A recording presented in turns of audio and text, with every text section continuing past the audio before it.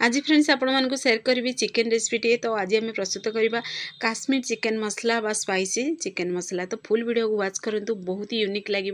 थरे जदि आपको बनइबे ना बारंबार बनइबे एत ही स्वादिष्ट लगे।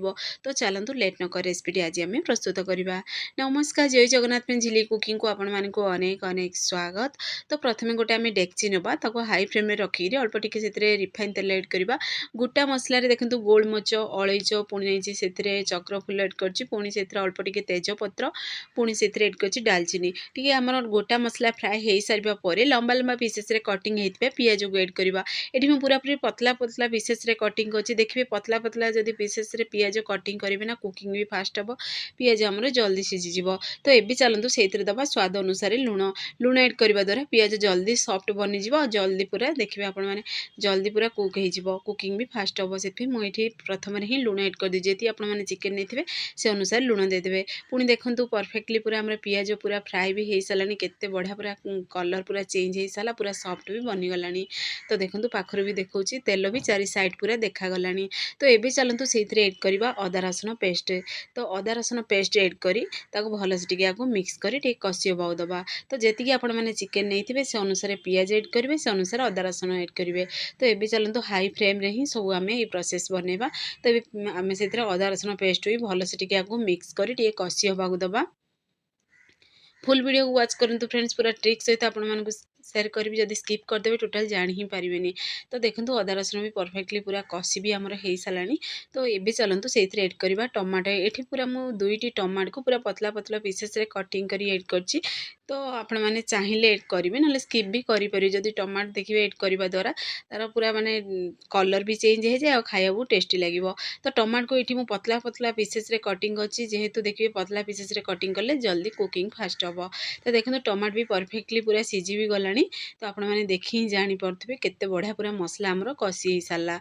तो देखिए जेहेतु आम हाई फ्लेम रे बनाऊँ, तो से प्रति ध्यान देवे जमीती कि पोड़ी न जीव मसला आमर। तो ये देखो पूरा गुंड मसला हलदी गुंड नहीं, लंका गुंड, जीरा पाउडर, धनिया पाउडर, जेहेतु काश्मीर मसला चिकेन बनाऊँ तो काश्मीर चिली मुझे एड करछि। तो ये चलतु भल से टिके मिक्स करदे।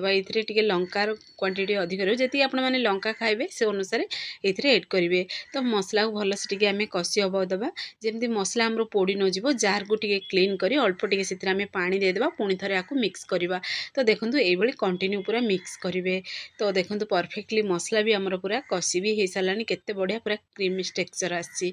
तो ये प्रोसेस पर्यंत पूरा भल से मिक्स कर टोटाल भी पियाज भी देखा जाउनी, टमाटो भी देखा जाउनी, पूरा परफेक्टली पूरा मिक्स हो सारा। मसला भी देखो बटा मसला भली ही देखा जाउची।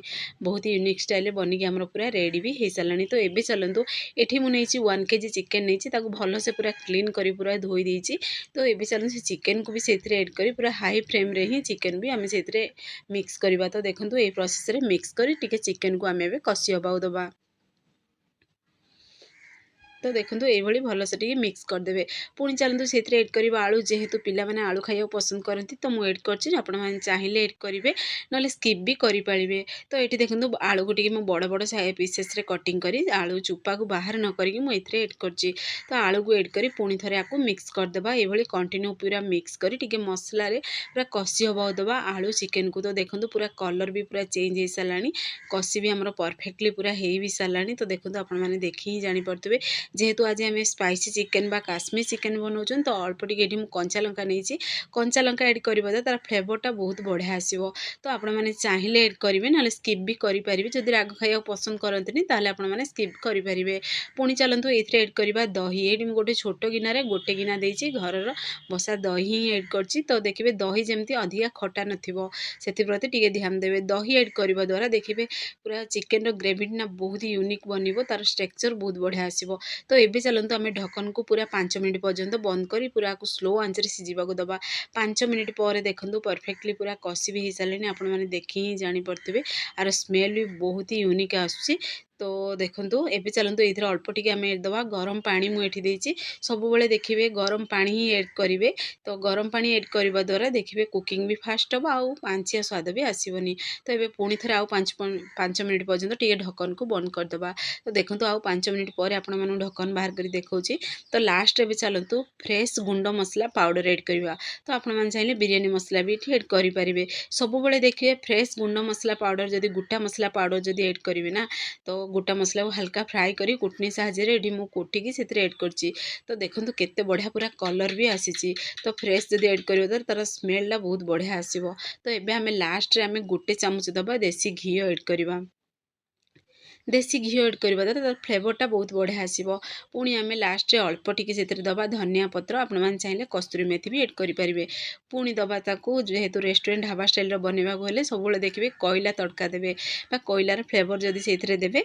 ताहले देखिबे बहुत ही यूनिक लागिबो पूरा माने केही भी जानि परिबेन जे आपण माने आगु घरे बनेचंदी से एत्ते पूरा स्वादिष्ट लागिबो तार पूरा देखंतु फ्लेवर भी कोयलार एथिरे रोइला केत्ते पूरा यूनिक देखा होची आपण माने देखि जानि पड़तुए पाखर भी देखौची देखंतु चिकन भी परफेक्टली पूरा सीझी गलानी तो आमर प्रस्तुत हो सारा स्पाइसी चिकन बा काश्मीर चिकन रेसिपी तो गरम गरम अरुआ भात सहित चिकन तो आप रुटी सहित भी खाई पारे नान सहित भी खाई पारे बहुत ही यूनिक स्टाइल बनी तो आप घरे आपको निश्चय ट्राए करूँ ता सहित दुईटी पियाज मुझे अल्प टिके धनिया पत्र ये सब पूरा पूरी ऑप्शनल अच्छी आपण चाहिए एड कर खाइबे ना स्किप भी करेंगे तो आपण घरे आपको निश्चय ट्राए करूँ जदि भिडियोटी पसंद आसो ताले सांग मानक शेयर करूँ लाइक करूँ चैनल जदि नुआ अच्छा ताले चैनल को मोर सब्सक्राइब कर दिंतु बेल आइकन को क्लिक कर दिंतु जहाँफल मोर सब वीडियो नोटिफिकेशन प्रथम आपण पहुँचो तो आपण मैंने घरे निश्चय ट्राए करूँ फेसबुक पेज देखुं ताले फेसबुक पेज मोर फॉलो करूँ से पर्यंत रोचे पुणी एक नुआ रेसिपी नहीं आसी नमस्कार जय जगन्नाथ।